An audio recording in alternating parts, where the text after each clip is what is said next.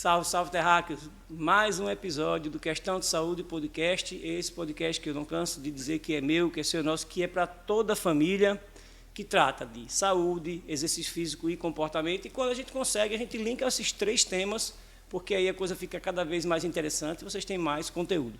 Hoje a gente está aqui com o doutor João Lorival, que é pediatra, e que vai falar bastante sobre assuntos da pediatria e outras coisas mais. A gente sempre busca algumas curiosidades, às vezes sai um pouco do tema, até porque a pauta a gente constrói na hora, tá certo? Bom, enfim, vou deixar que ele se apresente e agradeço sua vinda. Mais uma vez, e depois eu vou explicar o porquê mais uma vez. Então, boa tarde, Ricardo, Marcos, a todos que podem nos assistir. Primeiro agradecer e parabenizar a iniciativa.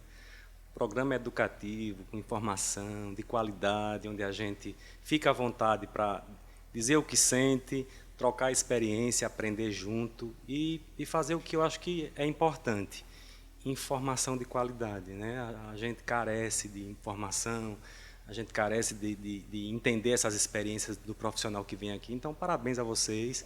Como você já começou dizendo, eu sou pediatra, né? E eu acho que dentro da pediatria eu tive a oportunidade de fazer muita coisa já. Terminei, contando um pouquinho da minha trajetória, né, eu fiz medicina pela Uncisal aqui em Alagoas, residência em pediatria pela Universidade Federal, aqui em Alagoas também, e depois fui a Recife, lá para o Instituto Materno Infantil de Pernambuco, onde eu fiz terapia intensiva pediátrica. Então, a minha área de concentração dentro da pediatria é em UTI. E aí, depois disso, já fiz mestrado, consegui fazer as provas de título que me cabiam dentro da minha área, e estou fazendo doutorado agora. Então, por que esse currículo importa, né? Eu acho que importa mais para eu entender o que eu vivenciei esse tempo todo. Eu acho que eu vivi diversas áreas dentro da pediatria e hoje eu entendo que, uma palavra que eu vou repetir algumas vezes aqui, que meu propósito de vida é ajudar pessoas com habilidade que eu talvez tenha nascido com elas e desenvolvi ao longo da minha vida acadêmica. Então, estou feliz por estar aqui e espero poder contribuir com vocês para que a gente torne aí a população mais conhecedora, né, da realidade da medicina e de outras áreas que a gente vai conversar aqui. A gente também está feliz, né? Feliz duas vezes por você estar aqui de novo. A gente já sabe as situações que são, no fundo, são engraçadas e como eu disse, né? Não acredito no acaso. A gente tem que bater esse papo de novo, os três aqui, tipo uma cúpula, né? Enfim, aí eu vou voltar àquela ideia que eu sempre digo assim. Eu gosto de contextualizar, trazendo a questão histórica para as pessoas se basearem de determinados assuntos que a gente trata aqui. No caso da pediatria, eu disse que eu brinquei em casa porque minha esposa é pediatra, perguntando se ela tinha se tratado com os remédios que eram comuns nós sermos tratados por nossos pais, nossos avós, quando a gente não tinha acesso a essa questão farmacológica que a gente tem hoje. E ela, na minha opinião, fugiu pela tangente, porque disse, não, minha tia era pediatra e me ajudava. E eu fui o cara que vivi dos chás, quando eu tinha a papeira, que eu acho que é cachumbé a mesma coisa, né? Eu colocava um colar aqui, que eu acho que era feito do caule de carrapateira, eu acho, né? Que é mamona para muita gente, né? E, enfim, então tinha umas coisas assim. Eu estava lembrando hoje, as crianças, bebês, elas usavam uma pulseira que era uma figa, ou então uma linhazinha vermelha, que era também para danos do ponto de vista mais psíquico das pessoas, o famoso olhado. Enfim, tinha uma forma de tratar, sempre era em busca de cuidado, que na nossa concepção dava certo, porque afinal de contas nós chegamos aqui. Mas a gente entende que a questão farmacológica, que a medicina e a indústria farmacêutica evoluíram muito e, obviamente, com toda essa evolução, sabem muito bem serem mais assertivos hoje. Mas o fato é, esse contexto histórico eu acredito que ele é válido, porque desde os índios para cá, vão tomar os índios como o início, né? Aqui no nosso país, pelo menos, eles deviam se tratar do que tinha acesso. Então, a medicina, não se tratando só da pediatria agora, a sua percepção, ela evoluiu muito, óbvio, mas você acha que era válido tudo aquilo, e foi aquilo ali que impulsionou, ou daquilo ali existia muita verdade, ou era mera crendice? Eu acho que tem de tudo um pouco, sabe, Ricardo? A gente não vai condenar essas práticas, você acabou de relatar aí, até de forma romântica, enquanto muitas coisas deram certo. Pois é. Dentro da pediatria, a gente vai contextualizar tudo, mas a boa notícia é que a maioria das doenças em pediatria elas são autolimitadas. a maioria ela vai melhorar independente daquilo que você vai usar. E aí a gente fica um pouco triste, né? Parece que eu estou desmerecendo todas essas coisas aí que funcionaram. Mas a gente também sabe que muitas das drogas elas são decorrentes das ervas, de plantas e de substratos e substâncias brutas e que ao longo da história foram melhor estudadas e acondicionadas em medicamentos que teria hoje uma ação, uma comprovação científica.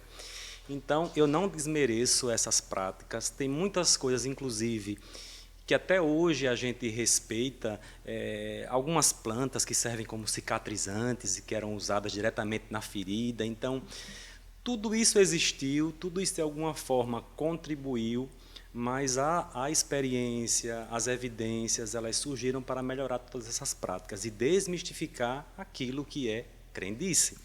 A gente colocar um colar, ou uma pulseira, ou uma linhazinha vermelha na testa, e acreditar que aquilo tem um efeito terapêutico, isso vai falar um pouco de fé ou de energia, né? Porque eu chamo essa energia, essa força do universo, eu chamo pela minha fé de Deus, mas há quem não acredite, que vai acreditar em outras forças ou em outros deuses, e aqui a gente respeita todos.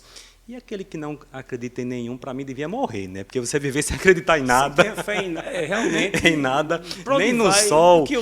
Mas brincadeiras à parte, eu acho que eu hoje, dentro do meio acadêmico em que vivo, eu preciso tomar uma conduta, uma postura diante daquilo que eu prescrevo, daquilo que eu falo, quando eu resolvo falar de medicina e saúde, baseada em estudos científicos. Então, sim, alguma dessas coisas resolviam, os chás, as compressas, as plantas, muitas dessas coisas ajudaram mais do que atrapalharam, e muitas outras a gente entende que não foram tão legais. Existem muitas crendices, inclusive, que foram ruins para a sociedade, para a população, como, por exemplo, crianças que tinham crise convulsiva, né, aqueles movimentos, aqueles abalos involuntários que a criança tem por algum problema neurológico ou afins, e aí as famílias esquentavam uma colher e queimavam a criança e entendiam que aquilo seria a cura. E por que muitas vezes parecia ser a cura? Porque muitas crises convulsivas, especialmente as febris, elas são únicas. Você entende que para aquele leigo resolveu porque queimou a criança, mas a gente entende que aquilo era uma aberração e ficou a criança com cicatrizes e aqui não se faz mais isso. Colocar pó de café ou qualquer um tipo de substância em cima de queimaduras, a gente sabe que isso piora a lesão e isso é quem traz as infecções, exatamente. Então, muita coisa foi feita que eram inadequadas, né? E algumas com algum sentido. Então, eu diria que a gente melhorou, sim, do ponto de vista da assistência. A informação hoje ela é mais robusta, mas ainda assim tem muitas práticas inadequadas sendo repetidas. E a gente pode, ao longo da nossa conversa aqui, reproduzir algumas quando for oportuno. Eu não me canso de falar e ser romântico sobre isso, né? A minha avó se dizia ex-enfermeira, e a minha avó talvez seja a personificação daquela expressão que a diferença entre o remédio e a cura é a dose. Porque quando minha avó vinha me curar de alguma queda, alguma coisa, doía mais. O negócio deixava de ser um remédio para ser um veneno. Porque, assim, você falando dessas coisas, eu lembro que quando a gente levava um tomo, machucava a cabeça, ficava aquele galo na cabeça, ela vinha com o cabo de uma faca. E aquelas facas, não é de hoje não, que empena. As facas de prata, meu amigo, ela encostava ali, ela tentava botar para dentro, ela empurrava mesmo. E, assim, eu não era o único, não. Várias pessoas faziam isso assim. E aquilo doía demais. Ela entendia que qualquer ferimento a gente caía. A gente era acostumado a arrancar a cabeça do dedo, né? As crianças de hoje em dia não vivem isso, né? A gente arrancava. Ela ia, pegava e enxugava de tal forma aquele ferimento que ela ia fazer outro. A intenção era, obviamente, que ajudar. Mas eles tinham essas coisas mesmo assim. Então, ainda que não se use mais, e ainda que tenha sido doloroso, tem a representação de que eles tinham todo o cuidado. A ideia era cuidar, mas era uma coisa que era marcante para a nossa vida, inclusive os medicamentos. Quem não lembra do velho mertiolate, que ardia, que você preferia deixar do jeito que estava, né? Mas depois o mercúrio cromo, que foi melhorando, a gente foi vivendo situações, né? E aí você leva até para as cirurgias, a própria cirurgia de fimose que as crianças passavam. Hoje em dia é uma coisa muito mais tranquila e menos invasiva, né, pelo que eu ouço falar. Sim. Então, assim, acho que essa evolução realmente ela é benéfica, mas eu gosto muito de voltar ali, porque dizer assim, foi uma fase da vida que, de toda forma, marcou e assim, eu curto muito lembrar dessas histórias.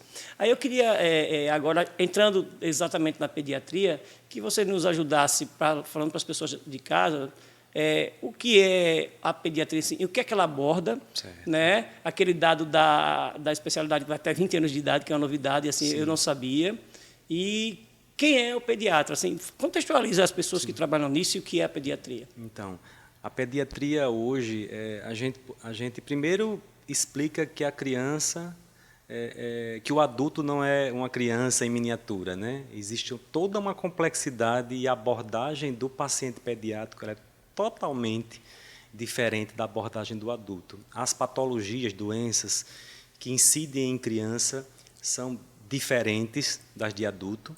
Algumas são similares, mas as abordagens e tratamentos nem sempre são os mesmos.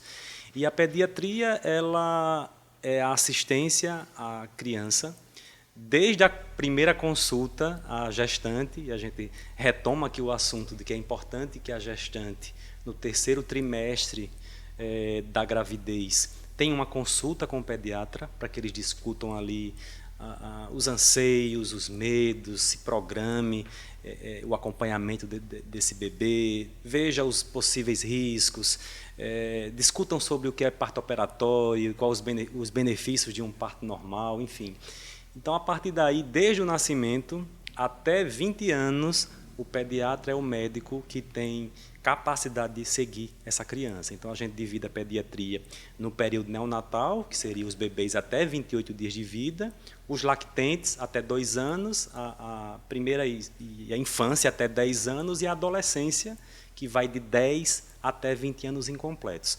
Então, existe uma especialidade dentro da pediatria que chama ebiatria, que se capacitou, se especializou em atender o adolescente. Então, eles fazem uma abordagem mais direcionada para as questões que são específicas dessa fase tão rica e tão diferente de transformação do ser humano que é a adolescência. E dentro da pediatria ainda existem as subespecialidades, como existem dentro da clínica médica, né? São as áreas específicas, gastro, hepato, pneumo, nefro. Então, praticamente todos os órgãos aí, eles são melhor estudados, e quando a gente tem uma criança com doenças de mais difícil resolução, que requer um segmento mais afunilado, a gente encaminha para áreas, para as subespecialidades pediátricas. Esses dias, né, eu não sei se você viu, nas redes sociais bombou um garotinho chamado Gui, que há um reencontro dele com a mãe, após ele ficar 14 dias em coma. Né? Eu não sei se você viu esse vídeo. Vi, sim. Pronto. E aquilo ali foi tocante para todo mundo, porque o grito dele quando viu a mãe... Criança é uma coisa assim que nos envolve, obviamente. E aí depois eu descobri que ele tem uma doença da derme, né? A minha esposa disse o nome, mas eu não estou lembrando agora, mas que, enfim, a pele fica muito sensível, qualquer coisa pode causar um trauma ali. E assim... comoveu o país inteiro, ele recebeu todo um carinho, ele é vascaíno, os jogadores do Vasco foram lá, foi recebido e tal. Então, assim, há tanta coisa que pode acometer uma criança e a gente não faz a menor ideia, mas, felizmente, hoje os tratamentos são extremamente eficazes na sua maioria, né? Ou Sim. Você diria que a gente ainda está muito longe de curar algumas doenças que são particularmente que acometem crianças com frequência? Olha, Ricardo, dentro da experiência que eu tenho hoje, tudo que eu vivi já dentro da pediatria e ainda vivo hoje, por acompanhar residentes de pediatria, por acompanhar estudantes de medicina e viver em ambientes acadêmicos, é que eu vou falar até uma redundância. Existe o que a gente chama de doenças raras e principalmente aquelas que têm um componente genético, que são as doenças mais desafiadoras para tratamento e cura. São essas síndromes que são mais raras? São síndromes, muitas vezes a gente não consegue enquadrar em alguma síndrome, muitas vezes a gente tem malformações que não são nem descritas, são casos raros. A gente não, em comum, interna uma criança para investigar algo e descobre que nunca se viu nada igual. E a gente lança a mão da literatura, joga nas plataformas de busca para ver se tem algum relato de caso no mundo. E a gente aqui, isso não é ser felizardo, mas Alagoas, ela é a gente que conhece a assistência pediátrica, de vez em quando está se surpreendendo com casos. Quando a gente manda para fora, para alguns centros que estão melhor especializados naquilo, se surpreendem com as gravidades. Então, muito se evoluiu. A gente tem diversas drogas e terapêuticas hoje que tratam e curam doenças que até então a gente não podia tratar. A gente evoluiu do ponto de vista de assistência, de UTIs, neonatais e pediátricas nos últimos 10 ou 15 anos. Então, tudo isso houve sim um crescimento, mas ainda quando você precisa pesquisar uma doença rara, os custos disso são altíssimos, e não é só no nosso estado. Na rede pública, de uma maneira geral, no país ainda tem muita fragilidade, exceto os grandes hospitais universitários que têm financiamento de pesquisa, que têm financiamento de laboratórios que muitas vezes também têm interesse de diagnóstico, porque ali vai ser uma comercialização de suas drogas. Então, tudo isso está em jogo. Mas, sim, ainda estamos longe de dizer, olha, a gente está tratando praticamente tudo, né? Temos aí muito dos cânceres ainda, né, onde a gente um desafio tremendo para controle de cura, principalmente dessas doenças. Então, mas eu diria que eu sou muito otimista diante de tudo que eu já vivi dentro da pediatria. Hoje a gente consegue realmente tratar um percentual muito grande da população com o recurso que a gente tem. E quando a gente não tem, eu sou muito honesto para dizer para a mãe que se esgotaram aqui os recursos. Humanos, e a gente, de especialistas ou materiais? Quando você fala de uma isso. forma geral, quando eu digo que é humano que a gente tem um limite, né? Porque a gente diz, eu não sei o que o seu filho tem. E, infelizmente, o seu filho chegou aqui com uma doença que não está tão bem descrita na literatura. A gente não acha tão simples. É um caso raro. Como é que eles aceitam isso? Como é a recepção deles em situações dessas? Esse público com que a gente lida no dia a dia, ele é muito variado de entendimento, né, Ricardo? Mas, na sua grande maioria, eles são muito frágeis de entendimento. Então, muitas vezes, após uma conversa extensa que a gente tem, no dia seguinte ele pergunta, mas eu não vou ter alta, não? E, muitas vezes, é uma doença grave, que já foi dito que é grave e que pode ter um prognóstico. Quando a gente fala de prognóstico, é chance de sobreviver, né? Que o prognóstico é ruim, ou seja, que a criança pode vir a falecer, porque a gente aprende também que precisa ser honesto, e a gente deve ser honesto. E a gente entra aí no ramo de uma área da medicina que eu tenho muito apreço de fazer, que é de aprender a fazer, que é como comunicar uma má notícia, que é algo que todo mundo corre disso, né? Os profissionais, e eu acho que eu já conversei com você sobre isso, né? Eu, ao longo da minha vida acadêmica, eu sempre me posicionei para ser essa pessoa para dar a notícia, por ser líder ali daquele espaço, por ser responsável muitas vezes por aquele setor, e porque a maioria foge disso. Nós, tirando a capa do médico, né? Por trás desse nome, dessa nomenclatura, a gente é um ser humano com histórias. E, muitas vezes, as nossas histórias se confundem com a história daquela família. E como estar preparado para dar uma notícia ruim se eu mesmo ainda não me convenci do que eu devo dizer? Então, eu sempre falo para o aluno, para o colega, primeiro a gente precisa ter a convicção do que a gente acredita para que a gente possa convencer alguém de um tratamento ou de um não tratamento. Como é que eu vou convencer uma mãe que precisa parar ali? Não parar de investir na criança para que ela tenha uma melhor qualidade de vida, que isso é cuidados paliativos, né? Cuidados paliativos não é deixar de fazer algo pelo doente, pelo contrário, é fazer muito mais para que ele tenha um conforto nos últimos dias de vida que ele possa ter. Então, mas primeiro eu preciso me convencer disso, e o desafio é muito grande, porque quando você fala em criança, a questão emocional se impõe aí. É muito mais difícil eu dizer para uma mãe que o filho dela de 1 ano de idade não tem mais perspectivas de melhora da doença, do que a um adulto com mais de 70, 80 anos. Embora isso cada vez mais tenha se tornado difícil, porque a gente percebe que a nossa população está envelhecendo, ela está vivendo mais tempo, e eu acho que é só uma questão de perspectiva, de como você enxerga, mas a dor é igual. Você falando, né, de que quando, às vezes vocês chegam num limite e vocês encaminham para um local que seja mais especializado, que tenha mais recursos e tal. Assim, é uma coisa que sempre me incomodou. Eu morei algum tempo no interior e, na época, eu lembro que essas cidades, assim, eu vou dar o exemplo de Delmiro Gouveia, que eu morei nos anos 90 lá, e não eram cidades que não tinham nem rodoviária. Eu vou mostrar o cenário para vocês talvez entenderem o que eu quero falar. E aí eu lembro que quando as pessoas achavam que não iam ter condições de sobreviver lá financeiramente, os pais, os irmãos mais velhos viajavam para São Paulo. E aí eles iam, e a família toda ia se despedir na agência, porque não tinha rodoviária. Eu ia para a agência, parava um ônibus lá, normalmente algum empresa tipo São Geraldo e tal, e aquela cena nunca saiu da minha cabeça. E o pessoal partia em busca de uma possível melhor chance na vida, para depois ir buscar a família ou voltar com recursos melhores. Então, assim, São Paulo era o lugar onde as pessoas encontrariam o pote de mel que está no fim lá do arco-íris. Sempre me incomodou, porque eu nunca gostei quando as pessoas iam embora. Eu gosto que as pessoas estejam perto, sabe? Isso sempre me incomodou. Eu tenho um amigo que recentemente foi para os Estados Unidos e fiquei muito triste com isso e tal, mas era uma escolha dele. E aí o que é que acontece? Vocês, não sei se já ouviram, sim, com certeza. As pessoas dizem assim, eu não sei se é complexo de vira-lata, que dizem que a gente tem, eu costumo dizer que não acho que seja complexo de vira-lata, não. É que a gente acha que a grama do vizinho é mais bonita, mas é porque a gente não limpa direito o vidro da nossa janela. Se a gente limpar, a nossa é tão bonita quanto, mas vai ficar suja a janela.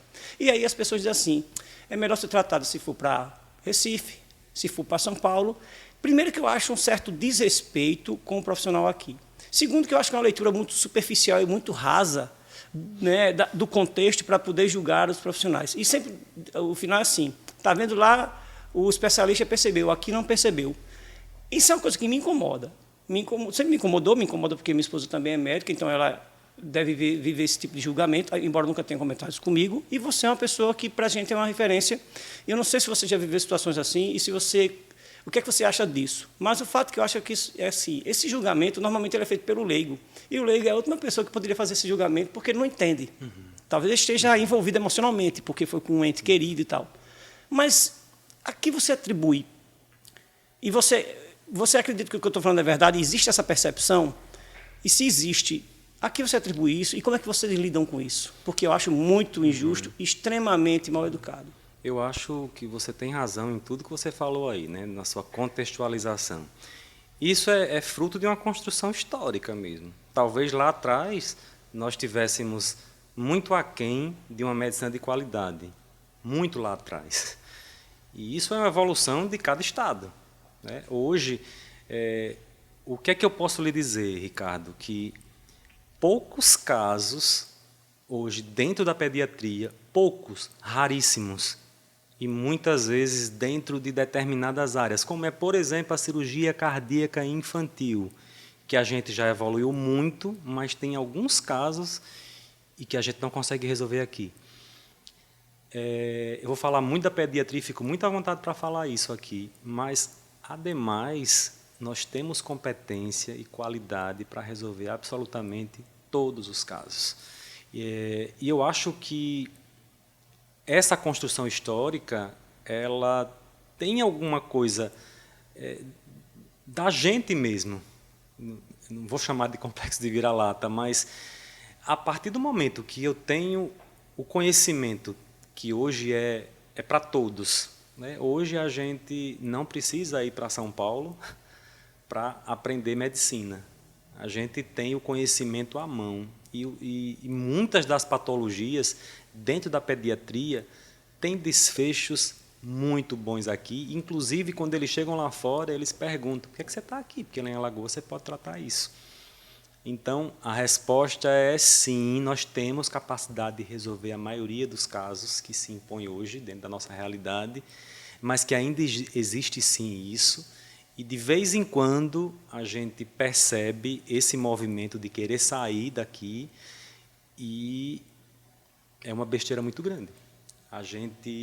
Eu sempre converso com os pais E a minha obrigação é ser honesto.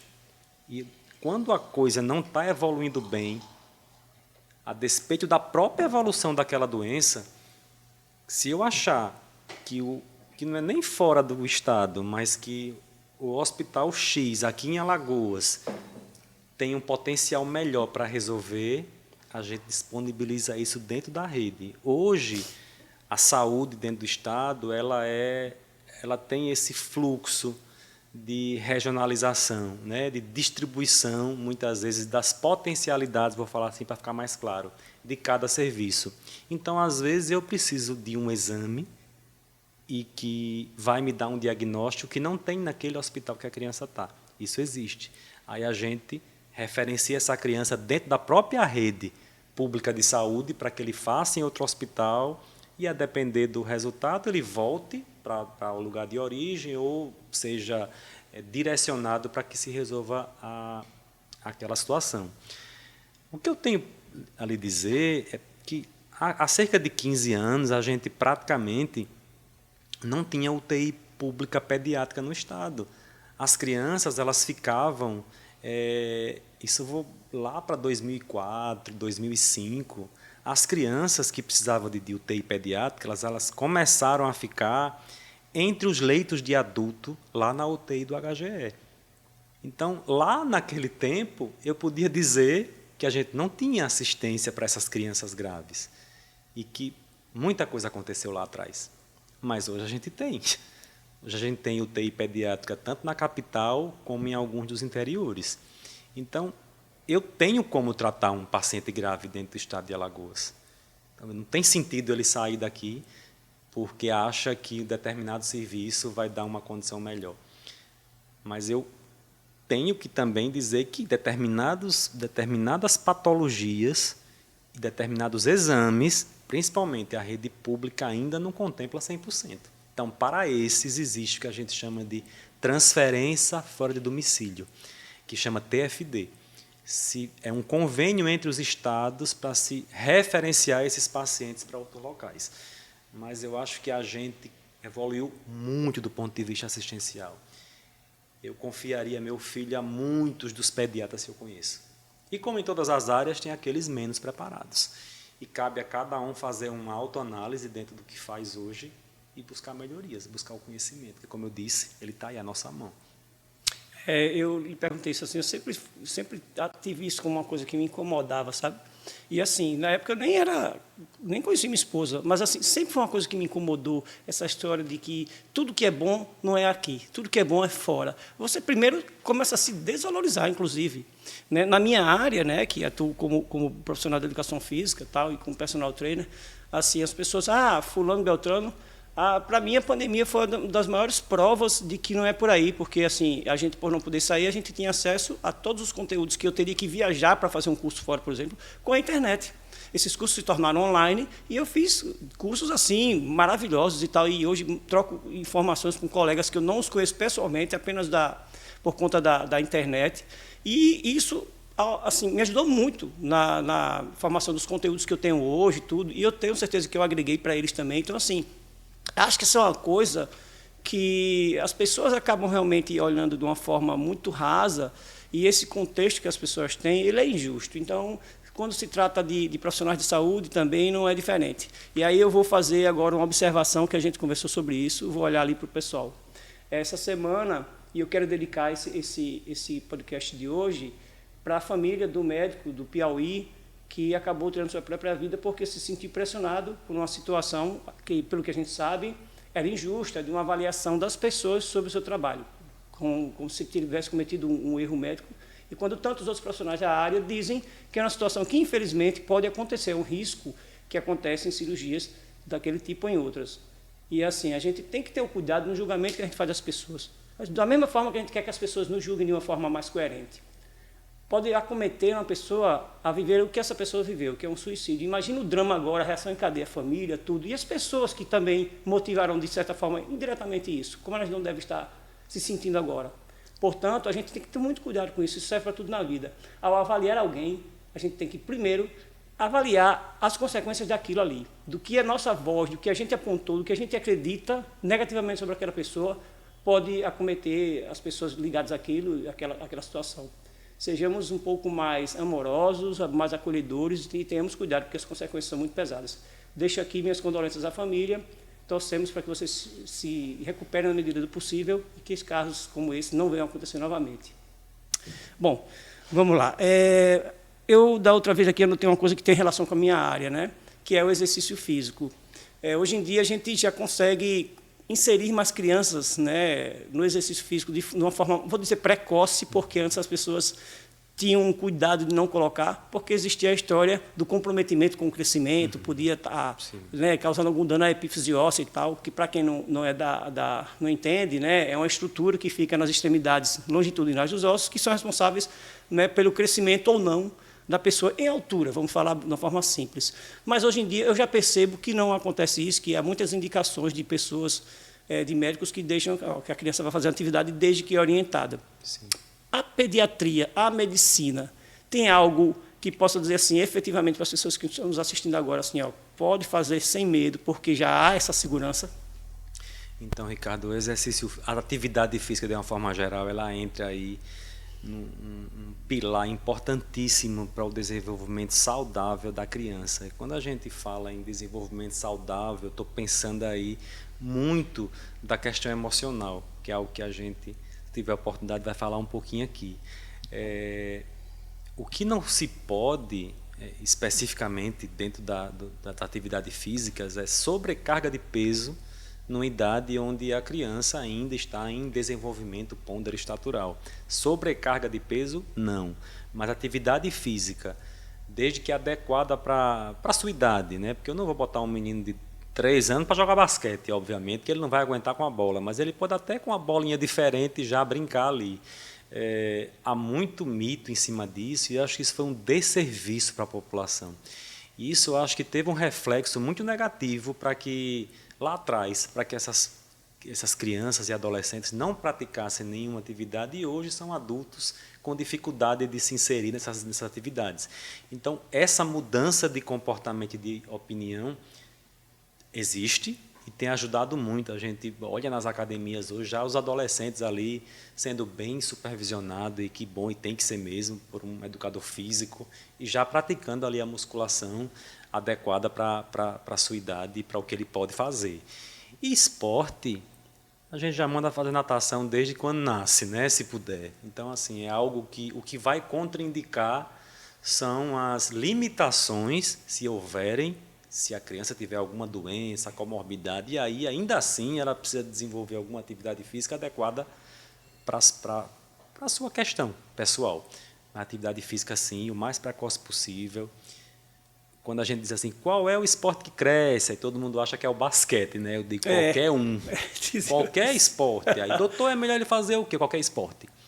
Desde que ele pinote ali, que ele estique, que ele pule, que ele, enfim, que ele melhore o seu metabolismo, porque a gente tem o ganho de peso final de acordo com o potencial genético que a criança tem. Então, existe uma continha que a gente faz, a altura do pai, a altura da mãe, faz uma média para o menino e para a menina, e a gente projeta, né? A gente tem uma conta de somar as duas alturas e somar 13 no menino e diminuir 13 na menina, e divide por 2 e dá um alvo genético. Só que esse alvo ele tem uma variação, ele pode ser menos ou mais que isso. Então, quando é que você consegue atingir esse alvo e até passar muito desse alvo? Aí eu falo hábitos saudáveis de vida. O que são hábitos saudáveis de vida? Desde lá, no pré-natal, a mãe já tem investido numa nutrição adequada, porque a gente está falando de programação metabólica nutricional. Então, hoje se estuda muito sobre isso, a história de 1.100 dias, que seria os 3 meses que antecedem a gestação, toda a gestação e a criança até completar 2 anos. Então, nesses 1.100 dias, a gente está preparando esse indivíduo para que ele seja um adulto nutricionalmente e até cognitivamente melhor preparado. Porque tudo isso está envolvido. A inteligência, a concentração, essa parte nutricional. Então, por isso, essa preocupação do pediatra de insistir no aleitamento materno, e quando não é possível o aleitamento materno, uma fórmula de qualidade para uma minoria que não pode amamentar. E é muito desafiador. A introdução alimentar, que vem todas as questões culturais, e aí a gente pode fazer um link aí com as crendices, e aí vem a opinião aí das avós, que nem sempre é o mais adequado, e a gente está ali em constante discussão positiva para que a gente melhore tudo isso. Então, a atividade física, o aspecto nutricional, um ambiente saudável dentro de casa, e aí é o que dentro do consultório eu tento trazer os pais para essa responsabilidade de criar um ambiente harmonioso ali para que a criança se desenvolva bem, porque, pasmem, a criança pode ter, sim, uma baixa estatura por conta de um ambiente privativo emocional.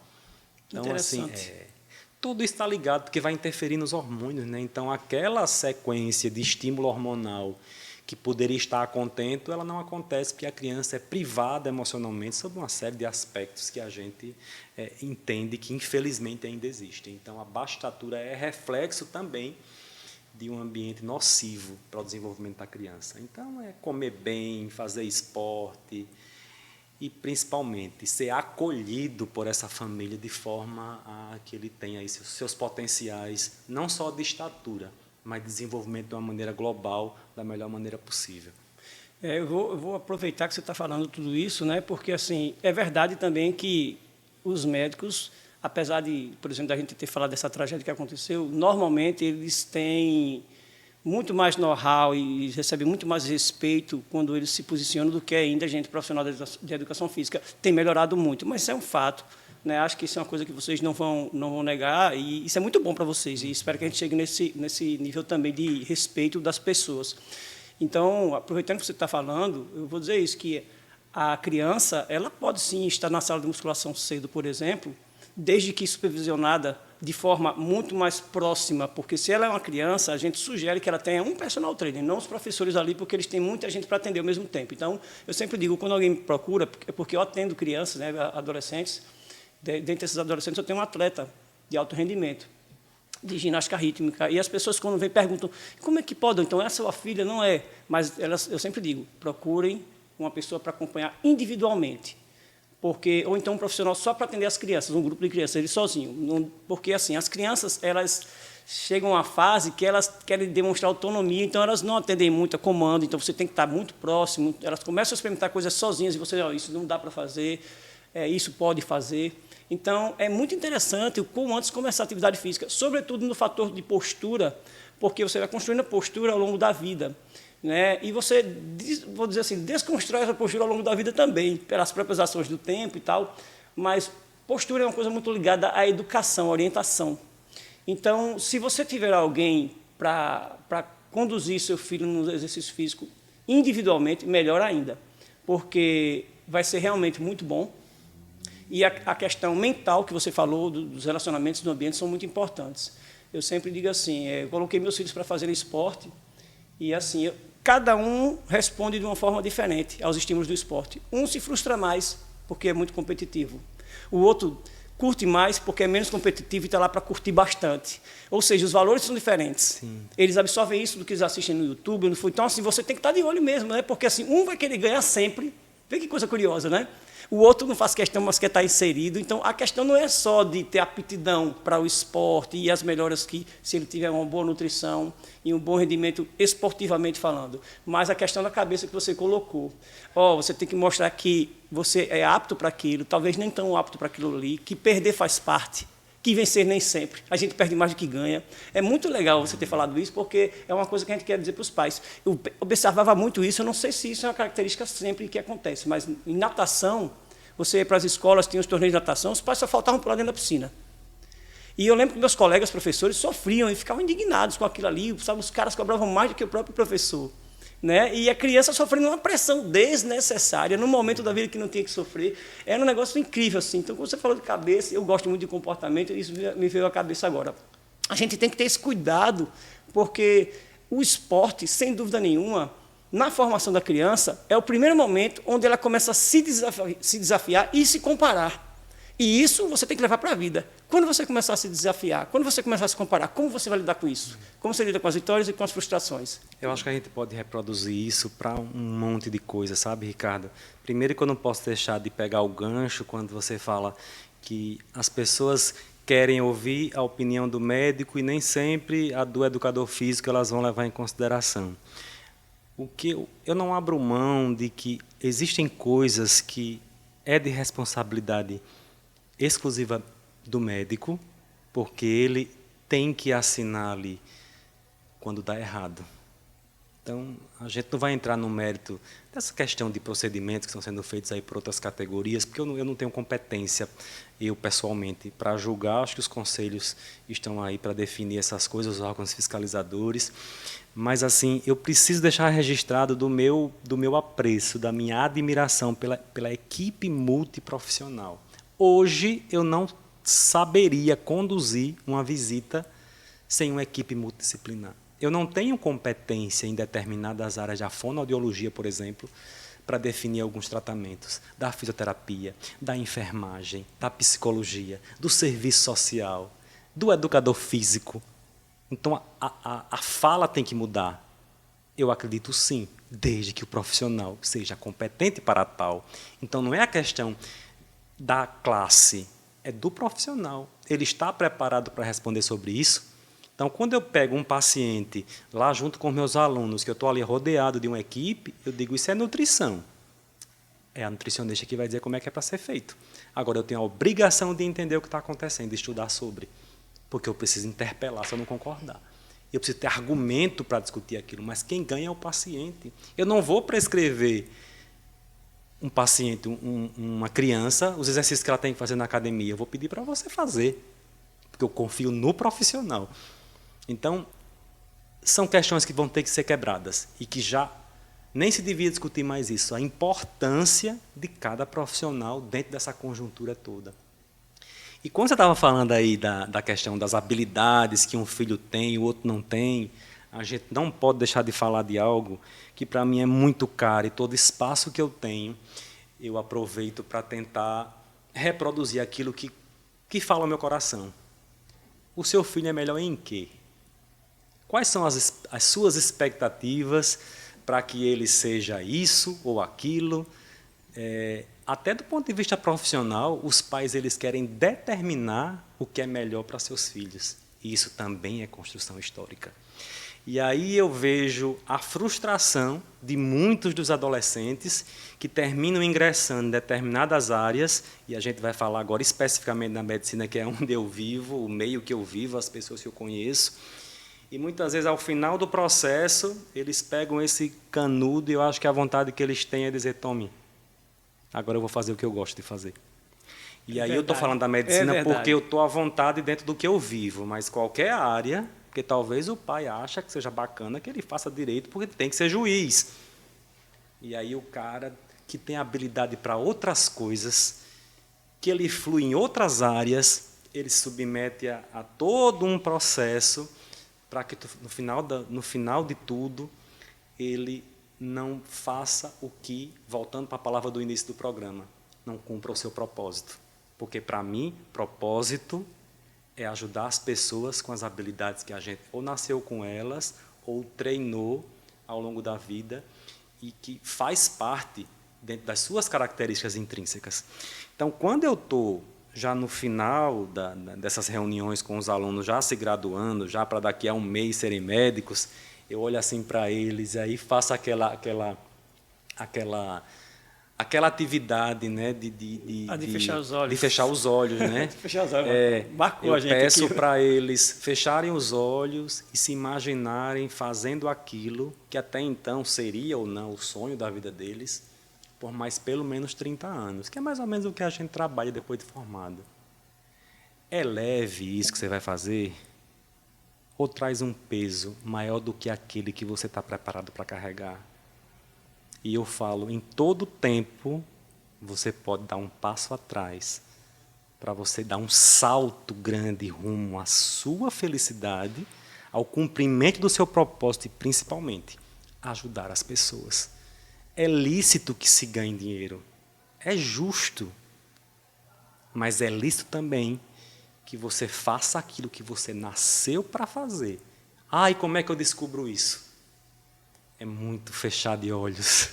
É muito se imaginar, é muito sentir, é muito sentir o coração também e usar as habilidades que você tem. E eu vejo muito aquela criança ou adolescente que eu tenho a oportunidade de conhecer, de estar mais perto, que tem muita dificuldade na área de exatas, mas que são comunicadores e que vão muito além. Então, por que eu vou botar aquela criança para ser contador? Então, são reflexões que eu acho que pais que estiverem nos assistindo agora precisam fazer, porque eu já lá atrás já pensei que eu gostaria de ver um dos meus filhos num outdoor com uma medalha. Não que não seja maravilhoso, é maravilhoso. Mas é melhor em que o seu filho? Você conhece o coração do seu filho? Aquela medalha traduz um sentimento completo de harmonia dentro dessa família? Ou aquela medalha é um fardo pela pressão que muitas vezes esses meninos sofrem? São perguntas, porque eu não estou dentro desses lares, eu não posso afirmar que existe ou não isso, mas eu me questiono muito o comportamento dessas famílias diante do que eu tenho acompanhado dentro do consultório, da fragilidade com que muitos pais têm conduzido a educação dos seus filhos, e a gente já pode linkar com outro assunto, que seria a mudança no perfil educacional que a gente vem submetendo ao longo da história. Ou seja, até a gente falou sobre isso, onde lá atrás a gente tinha um comportamento usando muitas vezes de violência, e que a gente condena veementemente. Era o castigo, né?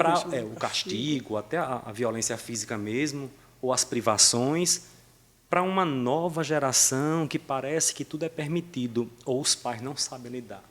Então, qual é o ponto de confluência disso?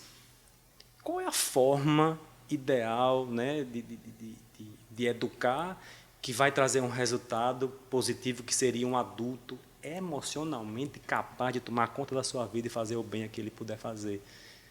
A gente precisa caminhar para esse ponto, né? Eu atendi recentemente uma pessoa com dificuldade de fazer o desmame do seio materno.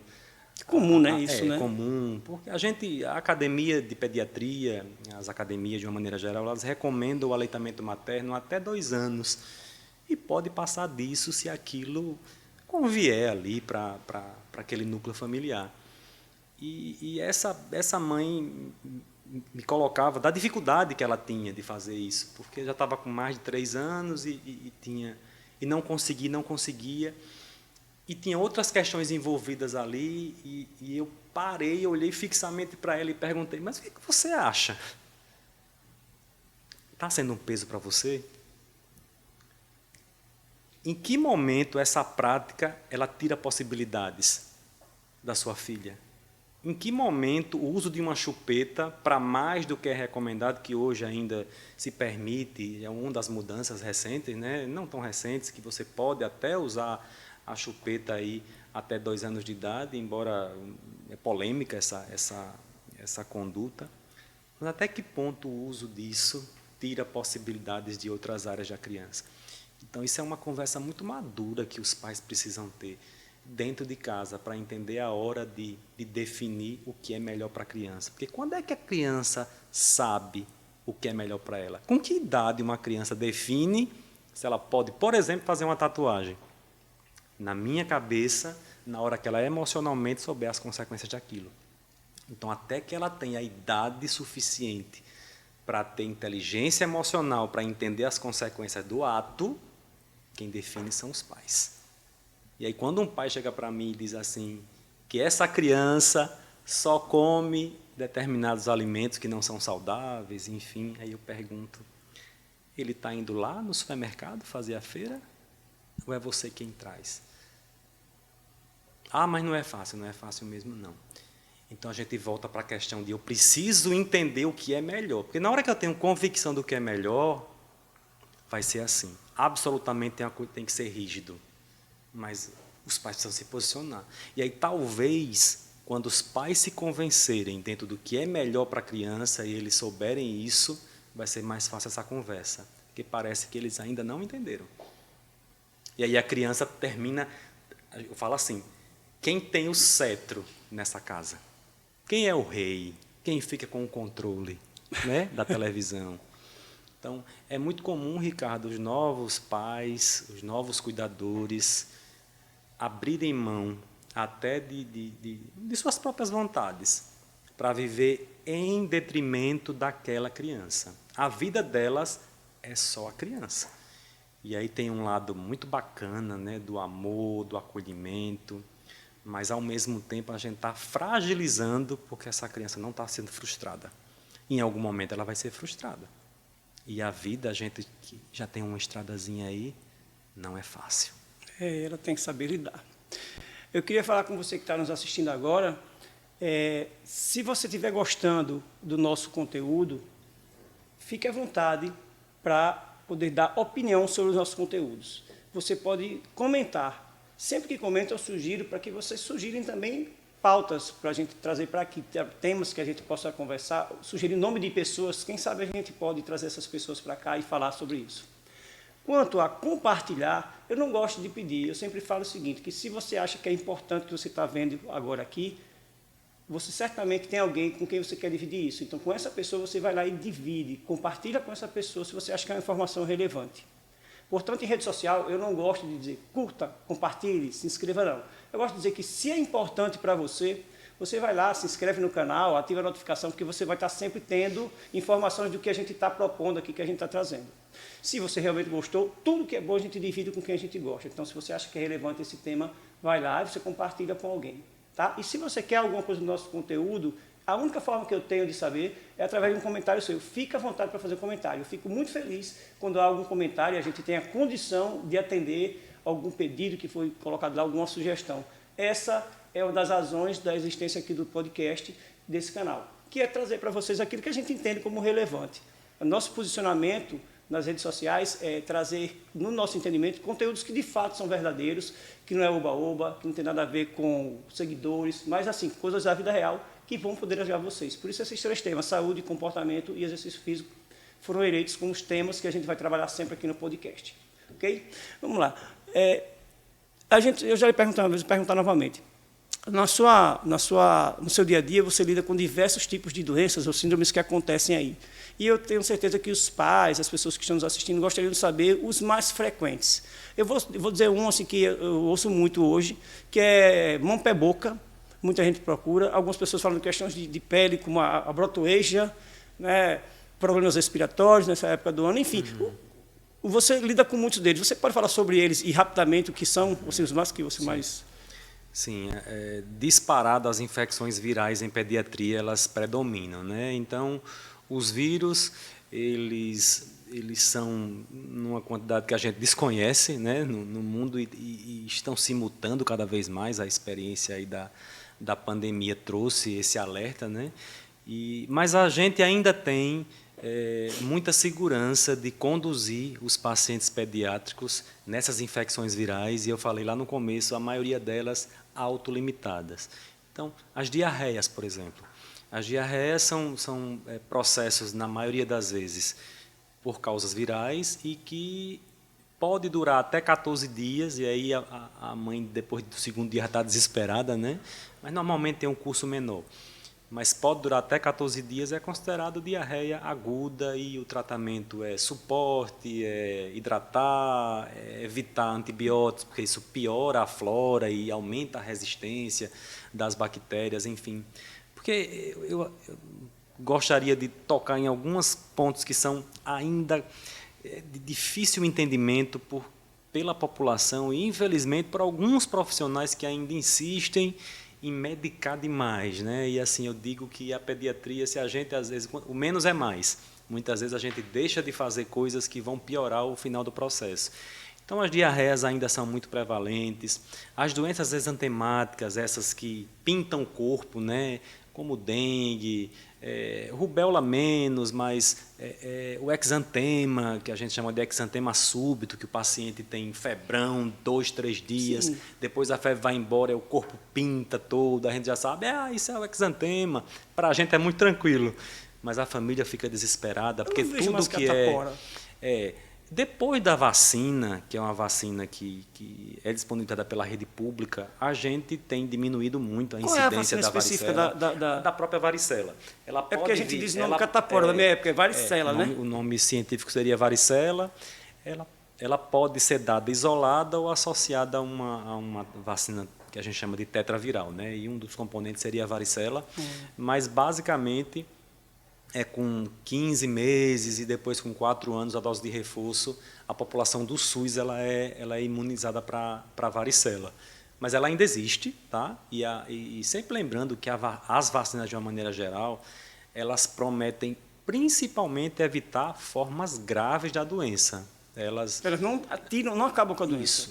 Isso. E muitos de nós temos a forma que a gente diz subclínica. Nem sei que eu tive, mas eu tive varicela e não apresentei nada. Quando eu vou fazer uma sorologia, está lá que eu tive varicela, eu nem percebi. Entendi. Mas, de uma maneira geral, as vacinas, o intuito maior é evitar formas graves da doença. Então, você pode ter um quadro mais leve, com menos lesões, entendeu? Um ciclo mais curto. Então, as doenças exantemáticas ainda existem na pediatria.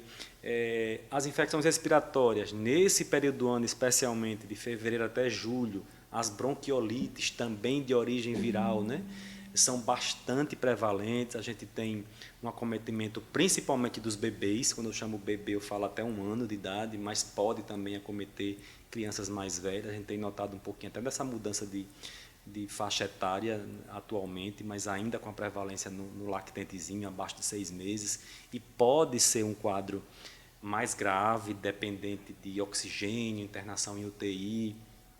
As infecções de vias aéreas superiores, né, chama de IVAs, os resfriados, a gripe, que é um quadro mais severo, as amidalites, né, que hoje a gente chama de tonsilite, que seria a inflamação dessas tonsilas, que a gente chama também de amígdala, as infecções de ouvido. Então, ao longo da história não mudou muita coisa. O que se mudou é a percepção de que muitos quadros, que a maioria deles é de origem viral, que a gente só acompanha e que pede para a família, quando tem, tratar a febre, usar mais líquidos, e desmistificar essa história que tudo é antibiótico. A história do pozinho, que só fica bom com o pozinho, eu fico para morrer e digo para o aluno, vamos acabar com essa história de sair das UPAs e postos de saúde com receita de remédio de pozinho, porque isso, muito provavelmente, também, além do que é feito de forma assim, nem sempre adequada em unidades hospitalares, trouxe tanta resistência hoje bacteriana, né, para a nossa população. Então, a preocupação da gente é que vai chegar um tempo que a gente está sempre correndo atrás das bactérias, né? Do mesmo jeito dos vírus. Quando a gente descobre um remédio para eles, aí eles ficam mais fortes. Então, o uso criterioso de antibiótico, eu acho que se a população tivesse isso em mente, ela, ao contrário de pedir o pozinho, ela ia dizer, doutor, eu não quero o pozinho, né? Ou o remédio que não é pó e também é antibiótico, né? Então, assim, isso é algo que eu acredito que tem melhorado. Eu fico muito feliz quando um paciente meu vai para uma urgência e me liga, doutor, eu fui e o médico disse que o pulmão estava limpo, que eu só lavasse o nariz e que usasse a nebulização a depender do sintoma. E assim, isso é medicina. Eu acho que isso é qualidade de atendimento. E não simplesmente para se livrar do paciente mais rápido ou atender a uma vontade daquela mãe que aprendeu que só melhora com o remédio do pozinho, sair lá com uma receita de antibiótico que pode lá na frente custar caro para essa criança, né? Então, essas doenças ainda são essas: diarreias, infecções de pele. A mão, pé, boca, ela já é conhecida nossa, né? Todo ano a gente tem, o ano inteiro, a gente tem essas lesões que parecem as lesões da catapora, né? Elas simulam como se fosse uma varicela, mas elas predominam mais nos membros, né? Braços, pernas, ao redor da boca, às vezes na parte interna da boca. E por ser vírus, o tratamento também é suporte. A gente só usa antibiótico quando há infecção dessas lesões. E eu acho que é oportuno a gente lembrar que não se previne infecção. Não adianta eu usar antibiótico para não ter pneumonia, porque tem essa cultura ainda, né? Doutor, é melhor tratar logo para não virar uma pneumonia. Absolutamente isso resolve. A gente só trata a pneumonia quando ela existe. E também não existe começo de pneumonia. Ou é ou não é. Então, dentro disso tudo que eu falei, há muitas variações, sabe, Ricardo, dentro da assistência pediátrica, mas assim, eu estou otimista. Eu estou muito otimista que as novas gerações façam ainda melhor, porque o conhecimento, como eu falei no começo, ele está à nossa mão, a gente tem a oportunidade de discutir. Eu estou muito aberto para o ex-aluno, eu falo, por favor, me ligue na hora que você estiver com uma demanda que para você não está simples, eu vou tentar ajudar. E eu acho que isso é olhar o outro com um olhar de acolhimento, sabe? Com o que a gente pode fazer de melhor. E é isso, a pediatria, graças a Deus, a maioria das doenças ela é autolimitada. Então, vai melhorar, apesar do médico, né? Então, a gente precisa ter esse olhar mais criterioso na hora de tratar a criança. E é por isso que, quando eu falo de febre, recentemente até eu postei um videozinho na minha rede social, que a febre continua sendo um desafio, né? Um grande temor para as famílias. Primeiro que eles acham que a criança vai ter convulsão se tiver febre alta. E aqui eu já digo que ele pode ter convulsão até com febre mais baixa, que isso não depende da febre ser alta ou ser baixa, depende de uma predisposição daquele indivíduo de ter crise convulsiva, e isso acontece normalmente entre 5, 6 meses de idade e até 6 anos. Fora desse período, toda crise que tiver com febre não é convulsão febril. Tem outras causas que a gente precisa investigar. Mas falando da febre especificamente, que eu acho que é um papel que a gente tem de informar, ela muitas vezes ela vem e vai embora do jeito que veio, sem deixar rastro. E aí, se a criança está bem, está se alimentando, ela está ativa quando passa o processo da febre, a gente acompanha isso até em casa. Passada 48, 72 horas, diante da persistência de febre ou de algum sinal clínico que não está bacana, que a família percebe, meu filho não está bem. Aí, obviamente, você procura uma urgência. Mas a gente tem que entender a febre como também um sinal de defesa do corpo para algo que não está legal ali. Assim como a tosse é um mecanismo de defesa. E a gente não pode inibir tosse, especialmente dos bebês. Esses dias eu recebi uma mensagem de uma paciente minha que a sobrinha teria sido medicada com um xarope X aí, a criança com 1 mês de vida. E aí isso me entristece. E aí eu até reproduzo isso dentro nas aulas, né? O quanto é perigoso você usar um xarope contra a tosse, especificamente em bebês. Isso pode ser até fatal. Então, eu acho que são essas informações que a gente cada vez mais precisa veicular para a sociedade, porque nesse período do ano, especialmente criança em idade escolar, parece que tem a tosse como amiga. É o semestre inteiro, muitas vezes o ano inteiro, os pais chegam, doutor, não tive mais sossego desde que esse menino entrou na escola, eu quero um remédio para a imunidade. Aí eu disse, se eu soubesse de um remédio para a imunidade, que eu pudesse lhe passar umas gotinhas aqui mágicas, eu estaria bem, viu? Mas, infelizmente, a imunidade é algo que a gente tem, vem com ela e melhora através desses hábitos saudáveis que a gente vem conversando aqui desde o começo do programa. Isso sim melhora a imunidade. Veja quanta informação, né? Porque essa questão da escola é muito comum mesmo, assim, né? Os meninos entram na escola e ficam da gripe. É um bombardeio de informações, né, Ricardo? Não, mas é legal, porque o outro menino... Aí chega um colega que está com gripe, aí o seu tinha se recuperado e pega de novo. Eles ficam, pelo menos nos 2 primeiros anos, isso era muito... É um ciclo. Né? Era muito comum, né? Você tem filhos também, você deve ter sentido isso aí, Marcão. E é uma coisa assim, olha que minha esposa é pediatra, né? Mas assim, caramba, como é que é esse negócio?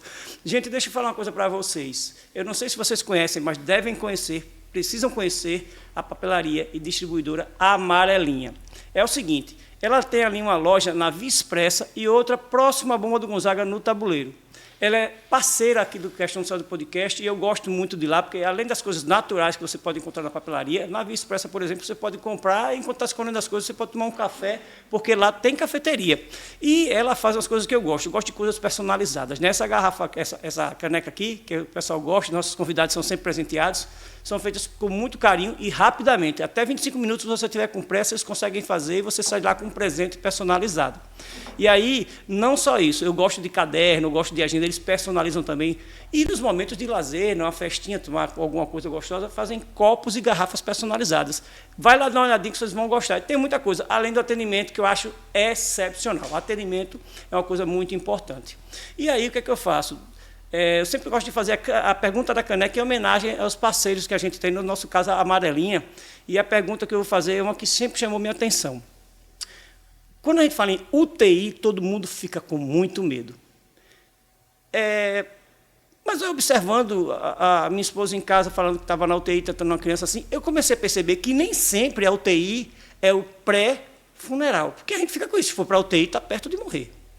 Mas, na verdade, esse conceito que a gente tem é um conceito que a gente tem que ter um pouco de calma, né? A UTI ela é exatamente a unidade de tratamento intensivos, e quem está lá dentro não necessariamente está numa condição próxima ao óbito, ou é porque, em alguns casos, é um protocolo estar ali dentro. Eu gostaria que você falasse sobre isso, porque eu sempre tive muito medo. Falou em UTI, era pavor. Mas você tem razão. Muitos dos pacientes que precisam de uma observação maior, de um monitoramento melhor. Eu vou dar um exemplo aqui, e eu acho que vai casar bem com a sua pergunta e a população vai entender. Às vezes você recebe um paciente com asma na urgência e ele, apesar dos medicamentos utilizados ali para que ele saia da crise de asma, ele precisa de oxigênio. Então, ele é um paciente que ele já está grave e ele pode evoluir para um quadro ainda mais grave. Então, esse paciente ele vai para a UTI para ser monitorado e cuidados intensivos, como a gente diz, o suporte de ter lá um monitor olhando saturação 24 horas, medicamentos que têm seus efeitos que precisam ser vistos e que são usados em doses maiores, por exemplo. Então, esse arcabouço tecnológico e de suporte de terapia intensiva existe para esse paciente. E aí aí eu falo para a mãe, fique tranquila, que ele veio para cá, para a UTI, porque ele precisa que a gente acompanhe essa evolução, mas ele não necessariamente está grave. Tá? Mas também não é um paciente que eu possa mandar para o apartamento e passar lá de vez em quando durante o dia. Porque a gente em apartamento geralmente visita pela manhã, à tarde, à noite, dependendo da necessidade, vai até mais do que isso. E sim, também tem os pacientes críticos.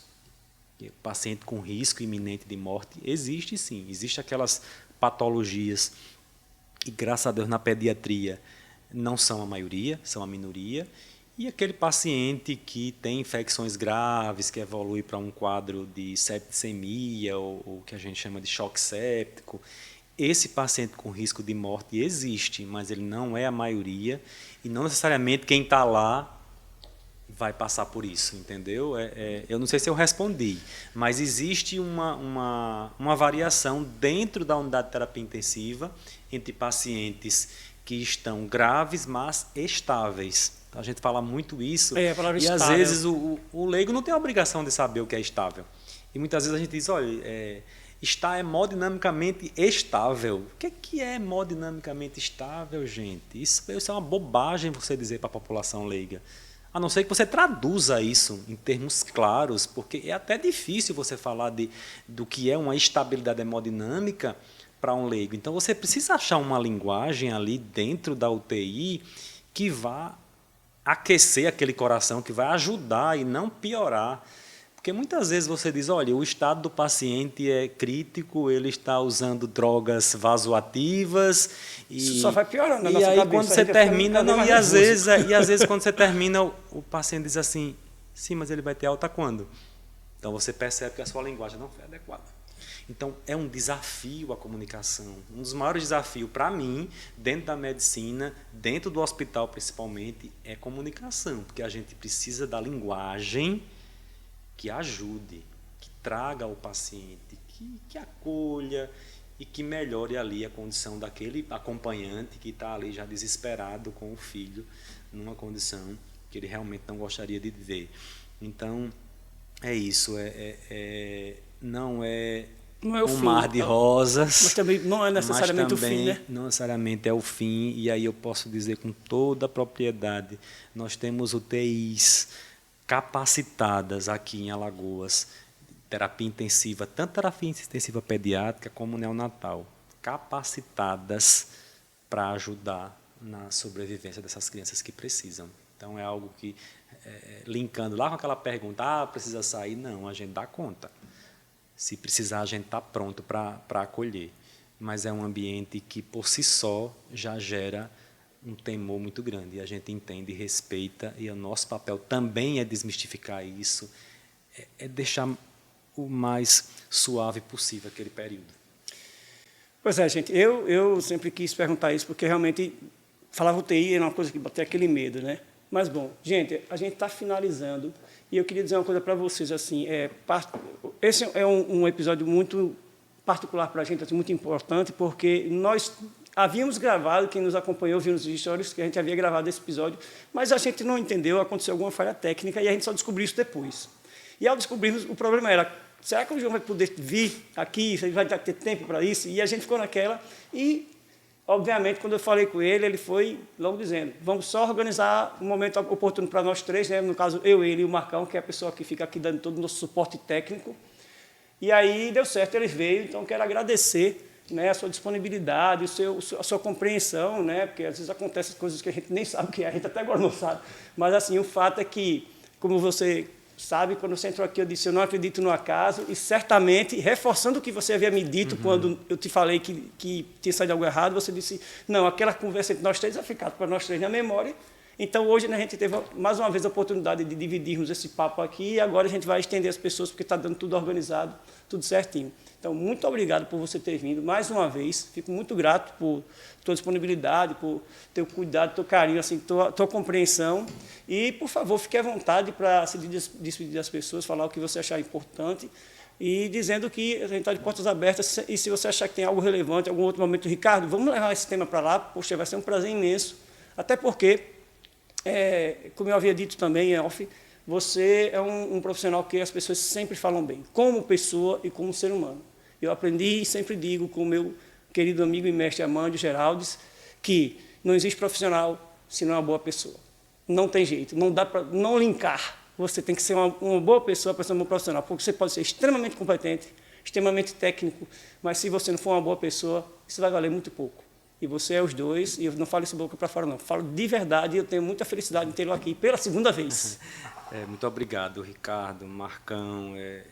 Agradecer o ambiente, eu já tinha falado da outra vez, é extremamente propício, caloroso, a gente é recebido aqui com muitas honras, e é uma honra mesmo participar. A oportunidade, o tempo que você me deu aqui para eu falar um pouco da minha história, para eu alcançar uma população tão sedenta de informações, que nem sempre são as melhores que se chega, né, até elas, e para você tecer esses elogios todos, a minha pessoa, enquanto profissional também, eu tenho que olhar para a minha história e lá atrás agradecer a todo mundo que fez parte disso, essa construção do profissional e da pessoa que eu sou.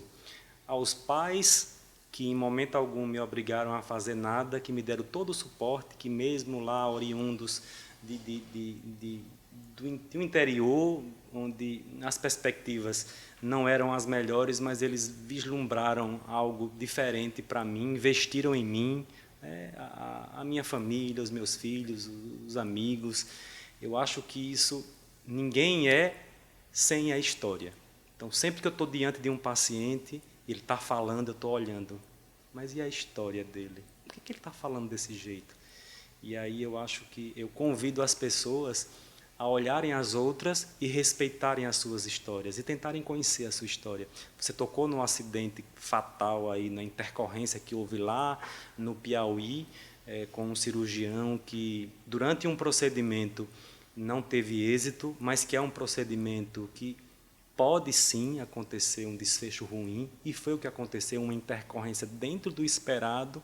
Esse profissional, pelos relatos de tantos, era alguém muito admirado e com um vasto serviço prestado à população do Piauí, que de repente vê a sua reputação atacada de forma tão ostensiva, e talvez ele não soubesse quem ele era ali, naquele momento. Por mais que ele tenha feito tanta coisa e as pessoas acreditaram, já sabiam quem ele era, que ele era esse cara competente, que já tinha feito tantas coisas boas.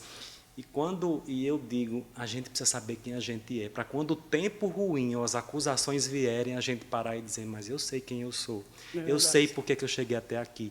Isso não muda a minha história, isso não me desqualifica. A opinião do outro, ela tem que ser respeitada, mas não muda quem você é. Então, que cada um que está aí em casa faça a reflexão de evoluir para melhorar a vida do outro, principalmente, de entender quem é dentro desse processo e que sejamos felizes com as nossas escolhas. Muito obrigado. Gente, a gente aqui agradece. Mais uma vez, obrigado por vocês estarem conosco, nos assistindo e tal. Mais uma vez eu digo, se você quiser, apenas se você quiser, e se você gostou, compartilhe com as pessoas que você ama esse conteúdo, com as pessoas que você acha que esse conteúdo tem alguma relação. Se você quer nos dizer alguma coisa, quer sugerir alguma coisa, vai lá nos comentários e faz isso. Vai ser um prazer a gente poder atender vocês. E se vocês quiserem estar sempre por dentro, recebendo, é só se inscrever no canal e ativar o sininho que vai chegar a notificação para vocês. No mais uma vez, muito obrigado. Eu tenho certeza que quem assistiu curtiu muito. A gente curtiu demais esse episódio hoje. Para vocês, até a próxima. Muita luz e muita paz.